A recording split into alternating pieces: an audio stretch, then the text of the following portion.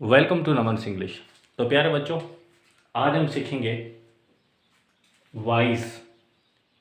Voice आवाज़ जो हमें सुनाई देती है वो वाला वॉइस नहीं। वॉइस जो ग्रामर की यानी कि शेर के मोस्ट इम्पॉर्टेंट यानी कि जगह दी जाती है, समझी जाती है वॉइस को। वॉइस के दो एग्जाम हैं। There are two types of voice, active voice and passive voice. Active voice and passive voice, voice के दो किस्म हैं, यानी कि जुमले को दो तरीक़ों से लिखा जाता है। एक जुमला जो वो होता है सीधा, एक्टिव होता है। दूसरा सेंटेंस जो होता है उसके बरक्स होता है, उसके अपोजिट होता है। मायने सेम होती है, मीनिंग सेम होती है, मगर एक्टिव वॉइस सेंटेंस की मायने सीधी होगी और पैसिव वॉइस सेंटेंस की मायने टेढ़ी होगी, टेढ़ी मेढ़ी होगी, मगर मायने मीनिंग जो है वो सेंटेंस की सेम ही रहेगी। उसका हम थोड़ा फार्मूला समझ लेते हैं कि एक्टिव वॉइस का फार्मूला क्या है, एक्टिव वॉइस कैसे बनता है और उसी का पैसिव वॉइस कैसे बनता है। जिस तरह एक्टिव वॉइस में सब्जेक्ट पहले आता है, वर्ब या हेल्पिंग वर्ब उसके बाद आता है, और थर्ड में आ जाता है ऑब्जेक्ट। पहले यहाँ सब्जेक्ट आता है, उसके बाद वर्ब आता है और उसके बाद आ जाता है ऑब्जेक्ट।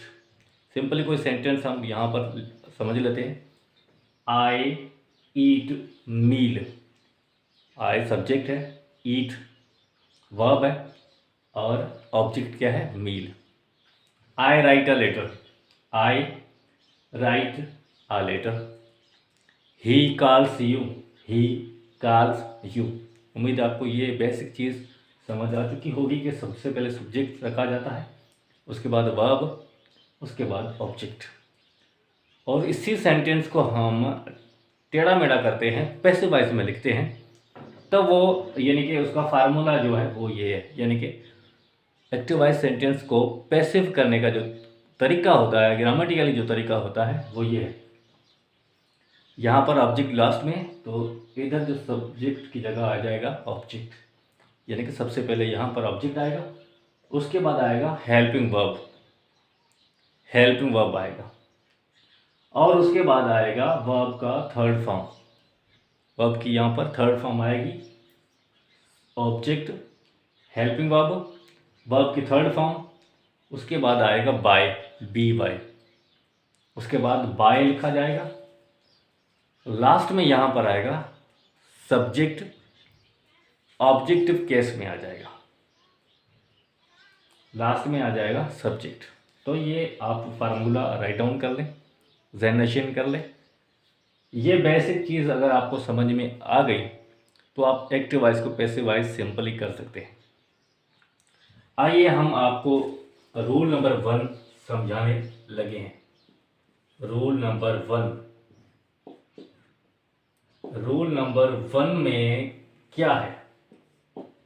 रूल नंबर 1 में हम आपको समझाने लगे हैं present simple tense. Present simple tense, present simple tense आपने पढ़ा होगा, या प्रेजेंट इंडेफिनिट टेंस आपने पढ़ा होगा, जिसका हेल्पिंग वर्ब जो है वो है डू और डज। डू और डज क्या है? उसका हेल्पिंग वर्ब है। प्रेजेंट सिंपल टेंस कहो या प्रेजेंट इंडेफिनिट टेंस कहो, जिसका हेल्पिंग वर्ब क्या है? डू और डज। प्रेजेंट सिंपल टेंस को हम पैसिव वॉइस जो करेंगे वो करेंगे हम इज, एम और आर हेल्पिंग वर्ब की मदद से। इज, एम, आर की मदद से हम प्रेजेंट सिंपल टेंस को पैसिव वॉइस में चेंज करेंगे। सिंपली हम यहाँ पर सेंटेंस लिख चुके हैं, ही राइट्स अ लेटर। ये कौन सा सेंटेंस है? पॉजिटिव सेंटेंस है, पॉजिटिव, पॉजिटिव सेंटेंस है। कौन सा? He writes a letter. ये एक खत लिखता है, इसको हमने पैसिवाइज करा है। अ लेटर यहाँ पर आप देखें कि ऑब्जेक्ट पहले आता है तो आ लेटर सबसे पहले हम लिख चुके हैं। यहाँ पर प्रेजेंट सिंपल टेंस को हम इज एम आर से यानी कि करते हैं पैसिव वॉइस में चेंज। तो आ लेटर सिंगुलर फॉर्म में, तो यहाँ पर लगेगा इज एम आर। ये तीन चीज़ें आपने याद रखनी है कि प्रेजेंट सिंपल टेंस को इज एम और आर की मदद से हम पैसिव वॉइस में चेंज करेंगे। आ लेटर सिंगुलर फॉर्म में है तो यहाँ पर इज लगाएंगे। आ लेटर इज लग गया यानी कि ऑब्जेक्ट और हेल्प वर्ब लग गया। उसके बाद क्या लगाना है, वर्ब की थर्ड फॉर्म लगानी है। वर्ब कौन सा है, राइट। वर्ब कौन सा है, राइट। तो राइट की यानी कि सेकंड फॉर्म यानी कि रोट है और थर्ड फॉर्म क्या है, रिटन। तो यहाँ पर हम रिटन लिख चुके हैं यानी कि थर्ड फॉर्म इसकी है रिटन, तो हमने यहाँ पर लिख ली है written third form.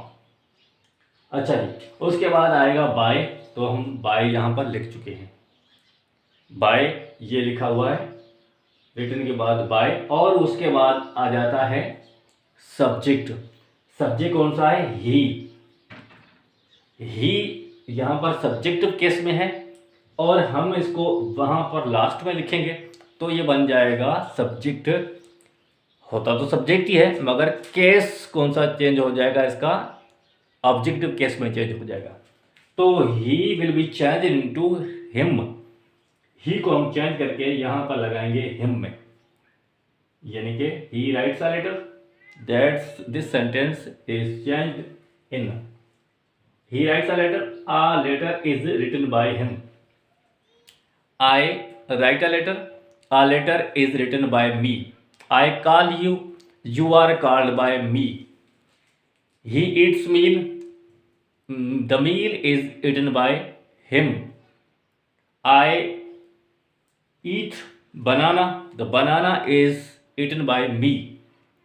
They study stories, the stories are studied by them. इस तरह के सेंटेंस आप बना सकते हैं, ये रूल आप राइट डाउन कर लें, ठीक है। और इसको नेगेटिव कैसे करेंगे, ये हमने इसको नेगेटिव भी लिखा है। ये नेगेटिव है और इंट्रोगेटिव है। इंट्रोगेटिव यानी कि सवालिया जुमला, इस्तिफामी जुमला। यहाँ पर सवालिया हम करते हैं, does he write a letter. ये प्रेजेंट सिंपल टेंस का सेंटेंस है, इसको हमने सवालिया करा है। Does he write a letter, क्या ये खत लिखता है। अच्छा जी, इसको हम पैसिवाइज करेंगे। जैसे यहाँ पर हमने इज बीच में रखा है, सेकंड पे रखा है क्योंकि ये पॉजिटिव सेंटेंस है। अगर इसको हम इंट्रोगेटिव करेंगे तो जाहिर है यहाँ पर हेल्पिंग वर्ब पहले रखा गया है, तो यहाँ पर भी हेल्पिंग वर्ब हमने पहले रखा है, यानी कि हेल्पिंग को बीच से निकाल के शुरू में रखेंगे तो ये सेंटेंस हो जाएगा interrogative. Is a letter written by him. बाकी सेंटेंस जो है वैसा का वैसा रहेगा, सिर्फ इज को हम बाहर निकालेंगे और थर्ड फॉर्म जो है वो थर्ड फॉर्म में ही रहेगी, बाकी कोई भी चेंजिंग नहीं होगी। प्रेजेंट सिंपल टेंस को पैसिवाइज करेंगे तो इंट्रोगेटिव में उसमें सिर्फ हेल्पिंग वर्ब जो है वो बाहर आएगी, बाकी कोई चेंजिंग नहीं रहेगी। थर्ड फॉर्म है, यहाँ पर भी थर्ड फॉर्म रहेगा। पॉजिटिव सेंटेंस हो, इंट्रोगेटिव सेंटेंस हो या भले नेगेटिव सेंटेंस हो, थर्ड फॉर्म में ही रहेगी। लो जी, is a letter written by him.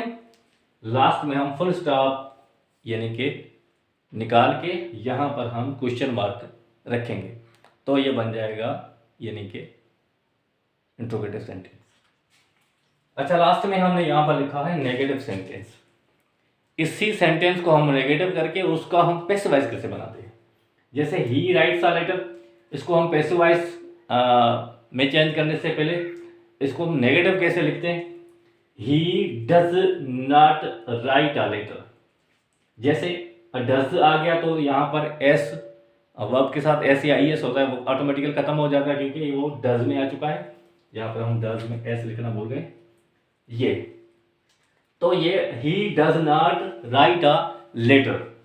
इसको हम पैसिवाइज कैसे करेंगे, a letter is not written by him. A letter यानी कि ये ऑब्जेक्ट आ गया, उसके बाद आ गया हेल्पिंग वर्ब, उसके बाद आएगा नॉट। यानी कि ऑब्जेक्ट, उसके बाद आएगा हेल्पिंग वर्ब और उसके बाद आएगा नॉट, बाद में आएगा वर्ब का थर्ड फॉर्म, उसके बाद बाय और उसके बाद आएगा आपका सब्जेक्ट यानी कि him. He does not write a letter, a letter is not written by him. लो जी, ये था एक्टिव वॉइस पैसिव वॉइस का यानी कि शॉर्ट इंट्रो। एक्टिव वॉइस की माने ये है मैं खाना खाता हूँ, पैसिव वॉइस की माने ये है खाना मुझसे खाया जाता है। लो जी, यानी कि वो मायने तो सेम हुई ना, ऐसा थोड़ी ना है कि ये नहीं कि सेंटेंस को हम पैसिव वॉइस करेंगे तो खाना मुझे खाएगा, खाना तो मेरे ही मुंह में ही जाना है ना। तो इस तरह से सेंटेंस की मायने चेंज हो जाती है, यानी कि वो मायने सेम रहती है, स्ट्रक्चर जो सेंटेंस का जो है ना वो, यानी कि वो सेंटेंस की जो है लिखावट, यानी कि जो है ना लिखने का अंदाज जो है वो थोड़ा चेंज हो जाता है। एक्टिव की मायने सीधी बात, पैसिव वॉइस, पैसिव वॉइस ने घुमा फिरा के बात करो, बात तो करो, बात वही करो मगर घुमा फिरा के करो, टेढ़ी मेढ़ी करके करो, तो वो सेंटेंस कहलाता है पैसिव वॉइस। रूल नंबर 1 आपको समझ में आ चुका होगा। प्रेजेंट सिंपल टेंस का जो सेंटेंस होगा जिसमें हेल्पिंग वर्ब यूज होते हैं डू डज, वो चेंज होते हैं इज, एम और आर में। ये आप पूरा स्क्रीनशॉट ले लें या राइट डाउन कर लें, यहाँ से आप स्क्रीनशॉट ले सकते हैं सिंपली। और अगली यानी कि वो वीडियोस के लिए नेक्स्ट जो हम रूल लेके आ रहे हैं सेकंड थर्ड फोर्थ 8 तक ये बेसिक रूल्स होंगे, और उसके बाद यानी कि वो एक्सिलरी वर्ब्स या मॉडल वर्ब्स है उनका भी हम वीडियोस यानी कि बनाते रहेंगे, और इसी डिस्क्रिप्शन में नई वीडियोस जो भी आएगी वो हम लिखते रहेंगे। Thank you for watching this video, stay tuned for more interesting videos.